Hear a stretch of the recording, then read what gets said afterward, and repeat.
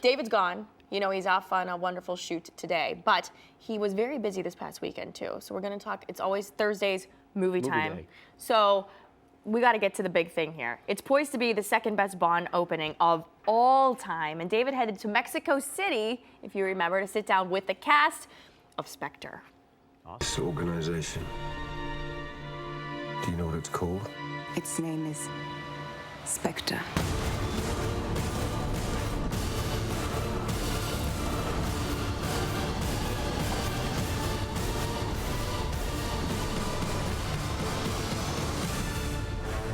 Oh yeah, you're gonna have some fun with this one. And Daniel Craig had some fun with this one also. Here we are in the Grand Plaza. You could hear the bell ring at the cathedral. And when I talked to Daniel Craig about making this movie, he said that first scene had to be the best scene in James Bond's history. Shooting in Mexico City was just one of the most thrilling things I've ever done. Not least of all because the people here are just immense. They're beautiful and friendly.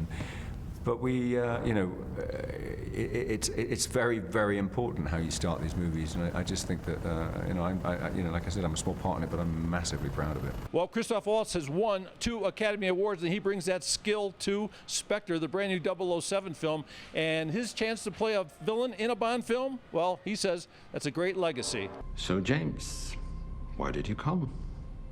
I came here to kill you. And I thought you came here to die. You know, sometimes we talk about what you bring to a character. In this case, what does the character bring to you? That's an interesting question. Every character brings something to you, but you're not offered it on a silver platter. Mm-hmm. Some characters make it more accessible, and others require a little effort to, just like with people, just because it's fiction doesn't mean that it's not about humans. James Bond has always been about glamour, sex, gadgets, of course, villains, and with every villain, there's a henchman, right? Well, my favorite was always Oddjob and Goldfinger. Well, Spectre has one maybe even better, played by Dave Bautista.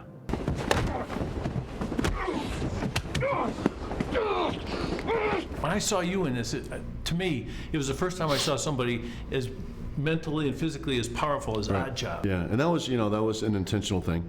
That's what Sam Mendes, the director, was looking to capture.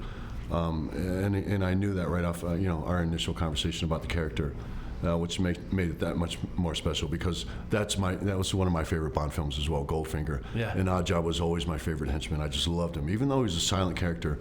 I mean, he's so memorable, and even though he's a bad guy, he's just such a lovable character. And I thought it's such a, who kills people with hats? Right, I know. It just made him, but it immediately made him iconic.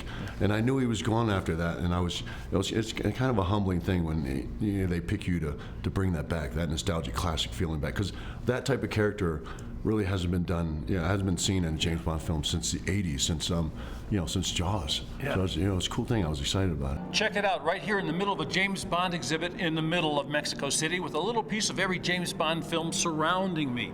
Well, also you hear the songs, the sounds from all the Bond pictures. Well, Spectre has its own very special song, Writings on the Wall by Sam Smith, and this is how it happened. I read the script, started a relationship with Barbara and Sam, and just had a go at the song. I tried to make something.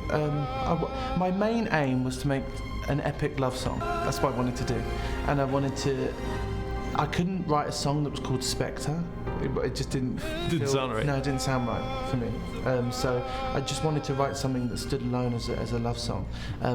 But yeah, the main thing was just reading the script and becoming inspired by the script and trying to write something that fit perfectly. You look good, man. It's great to see you. Thanks so much. How'd you like this movie? Love it. There you go. Thank you. Thank you. Spectre is in theaters starting tomorrow. What a great job he did, didn't he? All right, we're moving